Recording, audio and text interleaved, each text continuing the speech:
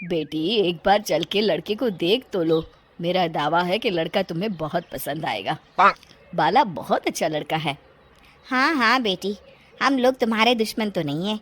किसी अच्छे लड़के से ही तुम्हारी शादी करवाएंगे ना। आखिर तू हमारी इकलौती बेटी है। अच्छा ठीक है माँ, अब ज़्यादा भावुकतापूर्ण शब्दों का इस्तेमाल ना करो। मैं चलने के लिए तैयार हूँ। चलो फिर, बिना देर के हम सब चलते हैं। सभी बाला के घर पहुंचते हैं। अरे क्या बात है बहन जी, अभी तक आपका बेटा नहीं आया? जी बस आता ही होगा। तभी वहाँ बाला आता है।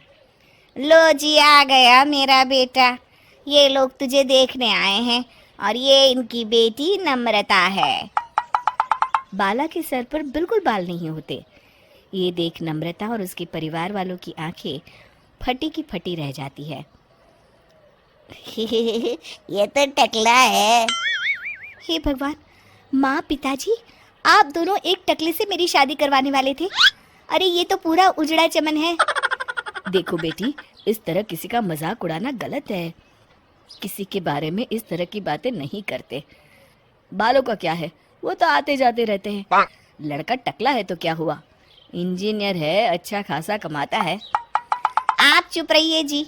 इसकी तरफदारी इसलिए कर रहे हैं क्योंकि आपके भी सर पर बाल नहीं है।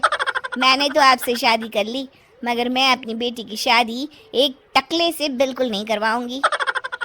अरे ये क्या, कब से आप लोगों ने टकला टकला लगा रखा है? और माफ करना, तुम भी कोई हूर की परी नहीं हो। तुम लोग मेरे घर में आकर मेरी ही बेइज्जती कर रहे हो। निकल जाओ यहाँ से। हाँ हाँ तो जा रहे हैं ना, हमें भी यहाँ रुकने का कोई शौक नहीं है। नम्रता और उसके परिवार वाले उठकर वहां से जाने लगते हैं। तभी नम्रता का छोटा भाई जाते जाते कहता है, टकला। तेरा बाप टकला। और इस तरह बाला का रिश्ता टूट जाता है। फिर एक दिन सड़क के किनारे एक आदमी घूम घूम कर कंधी बेच रहा होता है।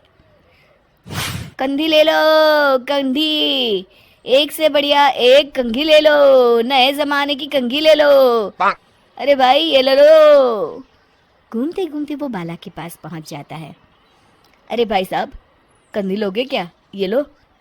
तभी उसकी नज़र बाला के सर के ऊपर पड़ती है।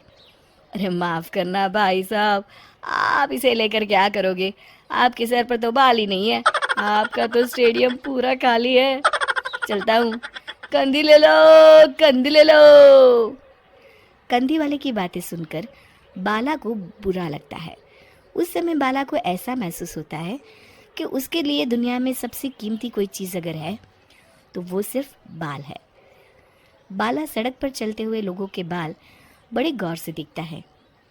चलते चलते बाला एक मंदिर के पास पहुंच जाता है। हे भगवान, तुमने ये मेरे साथ क्या किया?